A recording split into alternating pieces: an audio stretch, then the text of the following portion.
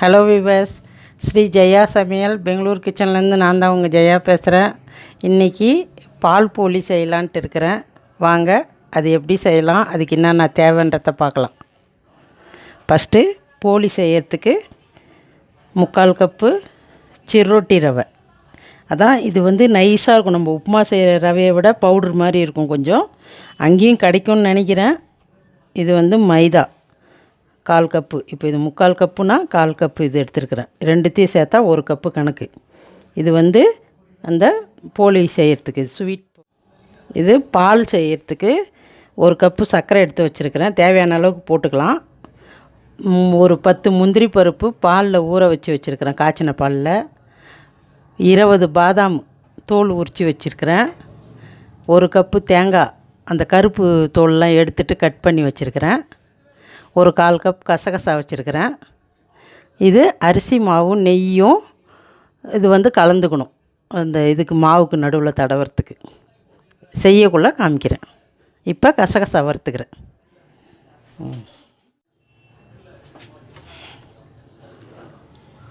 கசகசாவை அப்படியே பச்சையாக போட்டோன்னா சரியாக மையாது. வறுத்துட்டு போட்டால் கொஞ்சம் சீக்கிரம் மையும். அதுக்காக இது சின்ன குழந்தைங்க பெரியவங்க எல்லாருக்கும் ரொம்ப பிடிக்கும். அதனால் ஒரு திகட்டாத அளவுக்கு திட்டமாக செஞ்சுக்கணும்.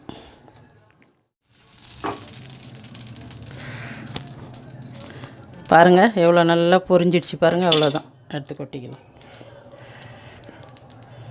வாசனையாக வந்துடுச்சு பாருங்கள், நல்ல வாசனை.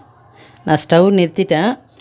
ஏன்னா இப்போ இந்த போலிக்கு மாவு பிசைஞ்சிக்கிறேன். பாருங்கள், 3/4 கப்பு சிரோட்டி ரவை,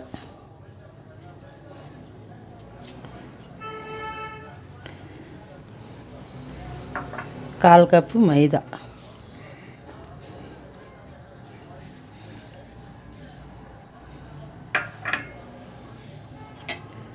ஒரு ஸ்பூனுக்கு நெய்,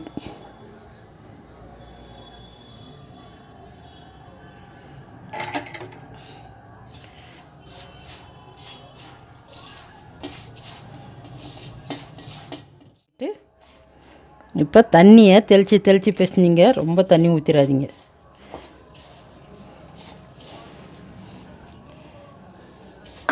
இது ரவை ஊறினா தான் நல்லா மாவு மாதிரி வரும் உருட்டுறதுக்கு.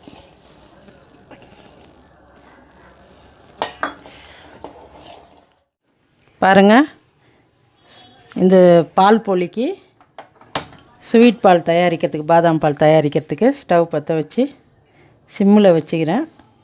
பால் ஒரு 1/4 லிட்டரு தண்ணியே ஊற்றாத எடுத்து வச்சுருக்கிறேன். அது கொதிக்கிட்டோம். கசகசாவை போட்டுக்கிறேன், வறுத்த கசகசா. அப்புறமேலுக்கு இந்த 20 பாதாம் தோல் உரித்து வச்சுருக்கிறேன், ஊற வச்சு, அது போட்டுக்கிறேன். தேங்காய், அதுலேயும் அந்த கருப்பு தோல் எடுத்துகிட்டு வெள்ளை கட் பண்ணி வச்சுருக்கேன் சின்ன சின்ன பீஸாக, அது போட்டுக்கிறேன். இந்த 10 முந்திரி பாலில் ஊற வச்சுருக்கிறேன் இல்லையா, அது போட்டுக்கிறேன். இப்போ இதை நைஸாக அரைச்சிக்கிட்டு வந்துடுறேன். அதுக்குள்ளே அது பால் கொதிக்கும். இந்த மாதிரி நைஸாக அரைச்சிக்கணும். கசகசா, தேங்காய், பாதாம், முந்திரி எல்லாம். இங்கே பால் வச்சேன் பாருங்கள், இது கொதிக்குது பாருங்கள்.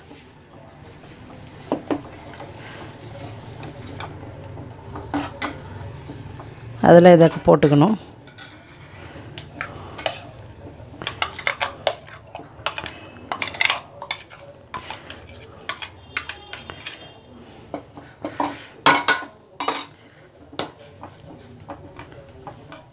பாருங்கள், பால் கிண்டி விட்ருக்குறேன். ரொம்ப தண்ணி ஊற்றாதீங்க, திட்டமாக இருக்கட்டும். அது சுண்டக்குள்ளே சரியாயிடும். இந்த நம்ம எடுத்துருக்கிற மாவுக்கு இந்த பால் கரெக்டாக இருக்கும், ஊற வச்சு மேலே ஊற்றி சாப்பிட்றதுக்கு. இப்போ இதுக்கு தேவையான சர்க்கரை போட்டுறேன்.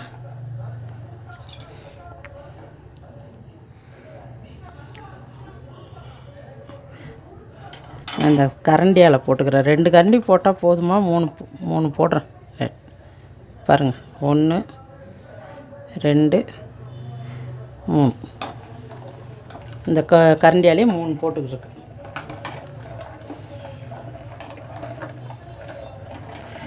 நல்லா சுண்டணும் பால். அப்போ தான் டேஸ்ட் நல்லாயிருக்கும்.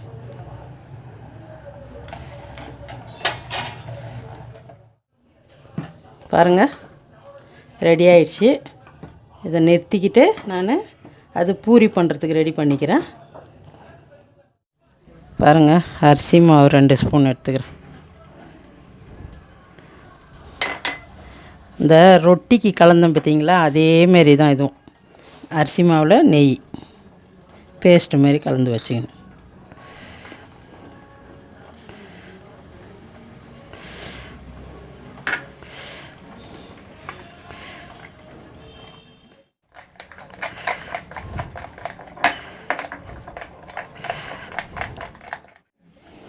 பாருங்கள், மாவு மூடி வச்சேன், கெட்டியாகிடுச்சு. பாருங்கள், இந்த மாதிரி பாருங்கள் எப்படி இறுக்கிடுச்சு. தலைன்னு பசஞ்சேன்னா இந்த மாதிரி ஆயிடுச்சு. பாருங்கள், இந்த மாவை இப்போ நான் வானல் வச்சுருக்கிறேன். இது எண்ணெய் போட்டுடுறேன். நான் அது சிம்மில் தான் வச்சுருக்கிறேன்.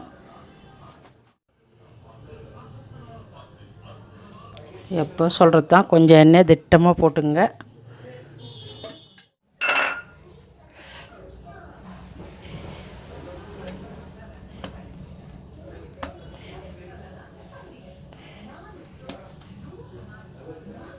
இந்த மாவை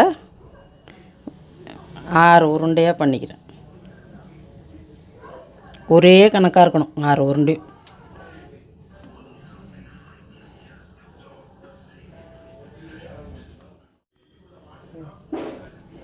பாருங்கள்,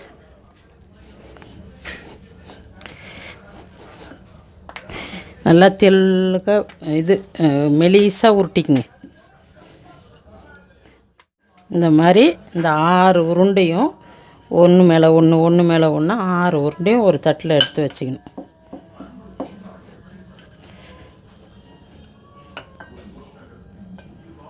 பாருங்கள், இப்போ இந்த மாதிரி ஒரு தட்டில் இதை வச்சு அது மேலே இந்த பேஸ்ட்டு ரவை கூட கேப் இல்லாத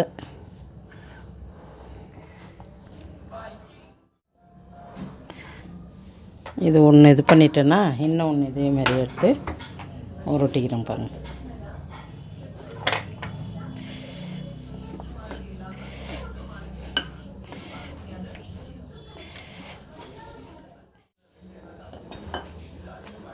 பாருங்கள், இதை உருட்டிட்டேன்னா இப்போ இது மேலே வைக்கிறேன். வச்சுட்டு இப்போ இது மேலே தடவுறேன் பேஸ்ட். இதேமாரி இந்த 6 உருண்டையும் பண்ணிக்கணும்.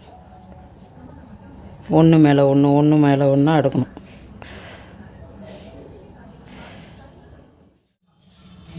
பாருங்கள், 6 இது பண்ணிட்டேன்.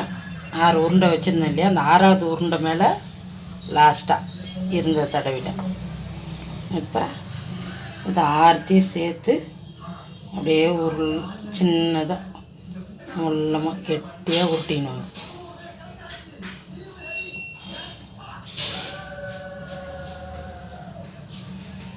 நெய்யோடு சேர்த்து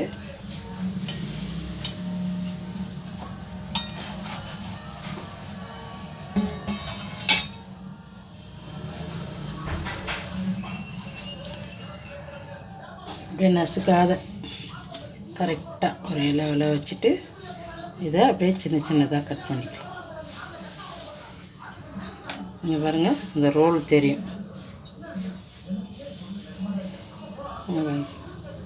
இந்த ரோல் தெரியுது பாருங்கள், எல்லாத்துலேயும் அதேமாரி ரோல் தெரியுது.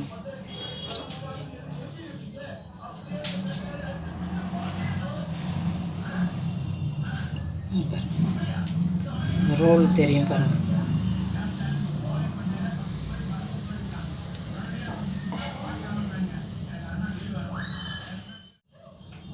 இந்த 6 உருண்டைக்கு 13 இது வந்திருக்கு ரோலு. இப்போ இதெல்லாம் எடுத்து வச்சிக்கின்னு ஒன்று ஒன்றா இப்போ போட்டு காட்டுறேன். பாருங்கள், அந்த ரோல் கட் பண்ணி வச்சுருக்கேன்ல, இப்போ அதை நசுக்காமல் கொஞ்சம் மாவு தொட்டுட்டு சின்னதாக அப்படியே லைட்டாக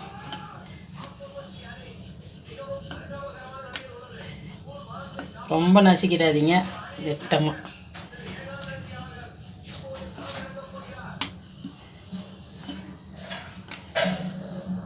நான் ஒரு 2 போட்டு காட்டுறேன் உங்களுக்கு. இதை எடுத்து வச்சுருக்கிறேன். இன்னொன்று போட்டுருந்தாங்க.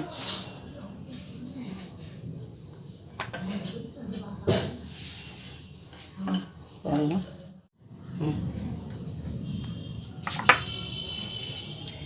எண்ணெய் காஞ்சிடுச்சு.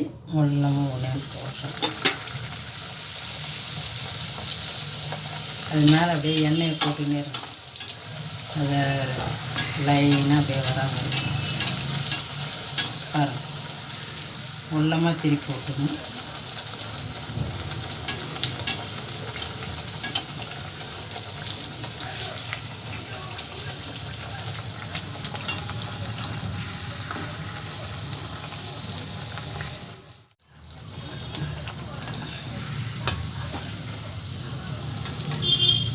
இன்னொன்று போடு.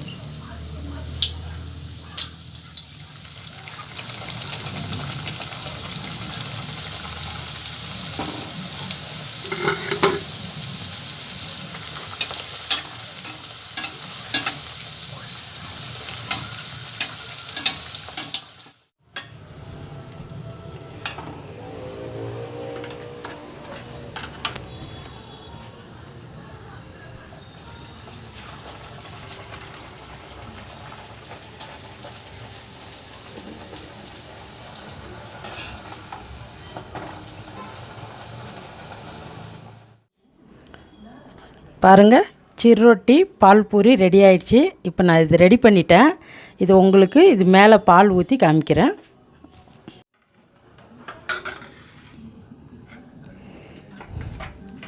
பாருங்கள், சுட சுட பாதாம் பால் ரெடி பண்ணி வச்சுருக்கோம் இல்லையா, முந்திரி பாதாம் பால்.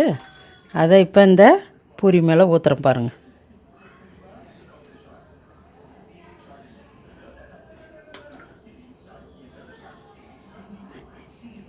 நல்லா இது மொறுமொறுப்பாக இருக்கும். இந்த பாலுக்கு பாதாம் பால் அதை கூட நினச்சி ஊற வச்சு சாப்பிட்ணும். எவ்வளோ சூப்பராக இருக்கும் தெரியுங்களா? அது பாருங்கள், இதை ஊற வச்சுருக்கிறேன். கொஞ்சம் நேரம் ஊறிடுச்சுன்னா நல்லாயிருக்கும். இந்த மாதிரி நீங்களும் செஞ்சு சாப்பிட்டு எனக்கு லைக் பண்ணுங்கள், ஷேர் பண்ணுங்கள், சப்ஸ்கிரைப் பண்ணுங்கள்.